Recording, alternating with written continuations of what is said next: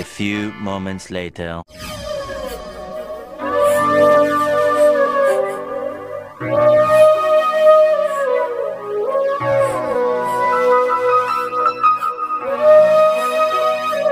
কাঁদেন না, আপনি এবারে বড় মেয়ে হওয়ার পরেও আপনার উপরে যে অত্যাচার করে দেখে আমারই কষ্ট হয়।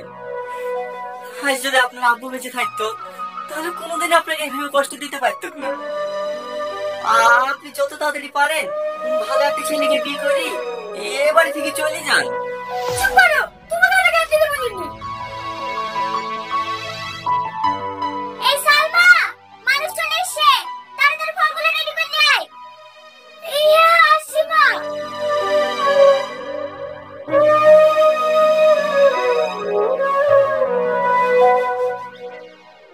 চাকরি ভাই বছর খানিক হইলো, আর আব্বা পাটের ব্যবসা করে, হয়তো দেখাশোনা করতো।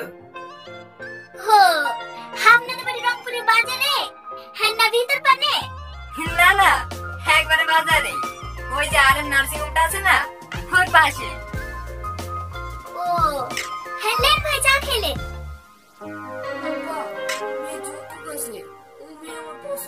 এখন বকিস নি, চুপ কর।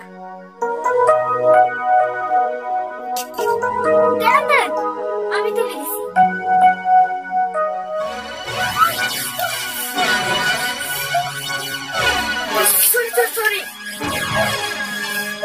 চলছে নাকি? A few moments later. না না, ঠিক আছে।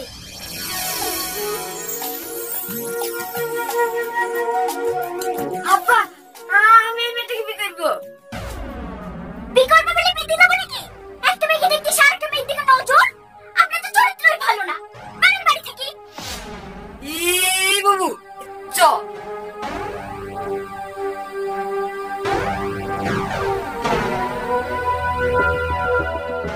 তিনি যারা মেয়ের বিয়ে খায়নি।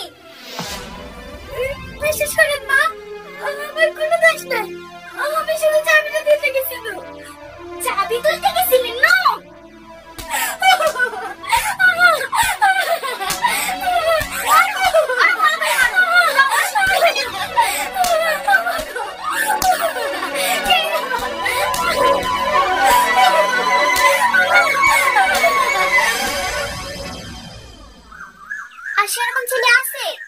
ছেলে থাকবে না কেন? ওর থেকে কত ভালো ছেলে আছে। সমস্যা তো হয়েছে আপনার সৎ মেয়ের লেগে। ভেঙে দিছে, বলছে বড় মেয়েকে রেখে ছোট মেয়ের বিয়ে দিছে।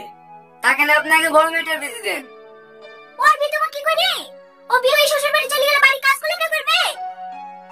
আরে বুঝতে পারলেন না ভাবি, ভাইরা বিয়ে দেওয়ার কথা বলছে নাকি? আপনাদের বাড়ি কাজের ছেলেটার সাথে বিয়ে দিতেন না? এই গ্রামে থাকবে, আপনার বাড়িতে কাজ করবে, দুবেলা দুজনকে খেতে দেবেন, তাহলে হয়ে যাবে। কথাটা তো তুমি খারাপ বলনি। এই টনি, ছাদের উপর থেকে নেমে আয়। আসছি খালামা। এলো ভাই, পান খাও, আজকে ওদের বিয়ে দিয়ে দেবো।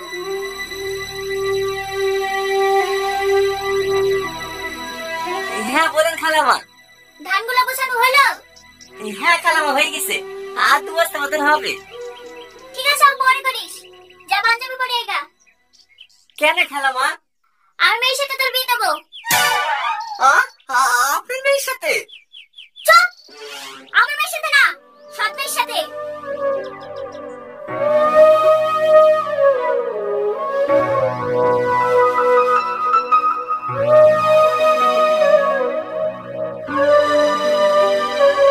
ঠিক আছে খালাম্মা, আমি রেডি হয়ে আসছি।